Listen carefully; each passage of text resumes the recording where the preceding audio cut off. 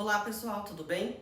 Eu sou Juliana Ziarrana, advogada aqui no Ziarrana Oliveira Advocacia e tô aqui hoje para conversar com vocês sobre inventário extrajudicial, o tal do inventário no cartório. Como funciona? Ele se aplica ao seu caso? Você pode se utilizar dele? Vamos lá. Bem, o inventário, para começo de conversa, é aquele procedimento que ele deve ser feito para transmitir os bens de uma pessoa que faleceu para os herdeiros. Então a primeira coisa que a gente precisa pensar é que não existe inventário de pessoa viva. Se você quer pensar no que vai ser feito com os seus bens depois da sua morte, você não vai fazer um inventário, né? Você vai fazer um planejamento sucessório com auxílio de um advogado especializado para, através de vários instrumentos legais, tais como doações, tais como testamentos, holdings patrimoniais, conseguir definir com maior segurança o que vai ser feito com o seu patrimônio depois da sua morte. Entretanto, né, a maioria das pessoas não tem esse tipo de planejamento e aí quando falecem é necessário que os herdeiros façam um inventário para transmitir a propriedade dos bens para os herdeiros, de acordo com todas as regras legais. Existe aí toda uma história de que o inventário ele é muito caro e muito demorado. De fato, isso acontece em muitos dos casos. Mas, cada vez mais, a gente tem tido opções de tornar esse procedimento muito mais rápido e mais barato também. E aí, nessa esfera, surge o que a gente chama de inventário extrajudicial. Quando que ele pode ser feito? Ele pode ser feito quando não há herdeiros menores ou incapazes. Então, se todos os herdeiros do falecido forem maiores e não forem incapazes, interditados, né, ou que tenham a tutela ou curatela aí declarada, esses casos a gente pode começar a pensar no inventário extrajudicial.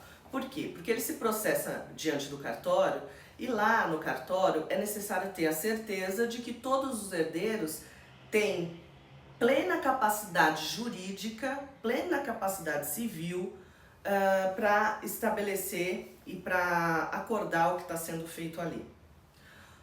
Além disso, é necessário para o inventário extrajudicial que todos os herdeiros estejam de acordo com a divisão patrimonial.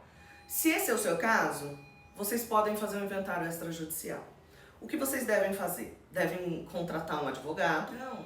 O advogado vai auxiliar a verificar todos os requisitos legais, seja para apuração do espólio, que é o patrimônio deixado, já incluindo as dívidas, seja para demonstração desses requisitos legais, e essa demonstração se dá de maneira documentada por uma diversidade de documentos que terão que ser obtidos, né, em especial com relação à inexistência de testamento e com relação à inexistência de débitos fiscais.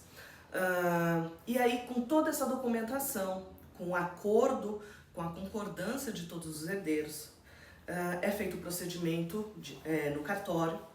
E aí, lá no cartório, com a presença de todos, vai ser lavrada uma escritura pública de inventário. Com nessa escritura vai ficar estabelecido toda a divisão patrimonial. E com essa escritura é possível ir, por exemplo, no registro de imóvel, transmitir a propriedade para o herdeiro, passar do nome do falecido para o herdeiro.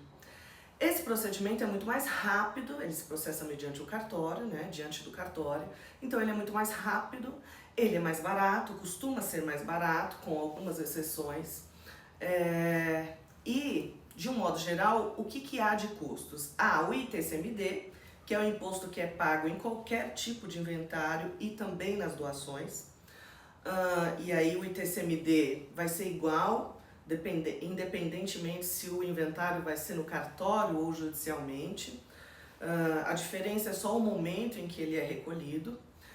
Vocês terão de custos os honorários do advogado, e aí como é um inventário extrajudicial, esses honorários são mais baixos, porque é um procedimento mais simples. E vocês terão de custo as custas de cartório, né? Seja para a obtenção de algumas certidões que são pagas, ou seja para o próprio custo da escritura, que é um custo que segue o valor que está sendo inventariado na escritura. Tem uma tabela dos cartórios que estabelece o valor dessa escritura, tá bom? E aí depois dessa escritura pronta vai ter os custos de registrar, no caso de imóveis, essa transferência de propriedade, tá bom? Então esses são os 3 custos que vocês terão no inventário extrajudicial. No caso dos honorários de advogado, de repente você consegue negociar alguma forma de pagamento bacana para facilitar e aí dividir entre os herdeiros, né, esse custo. E no caso do imposto também é possível, falando aqui do estado de São Paulo, de parcelar esse imposto.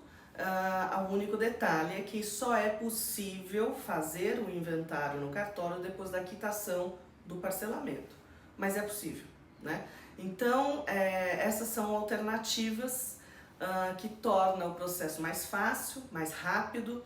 Se de repente na sua família tem algumas discordâncias, algumas dúvidas, de repente vale a pena contratar um advogado especializado que ajude todos os herdeiros chegarem a um consenso e aí terem condições de fazer um inventário extrajudicial, porque vocês economizam tempo, dinheiro e dor de cabeça, tá bom?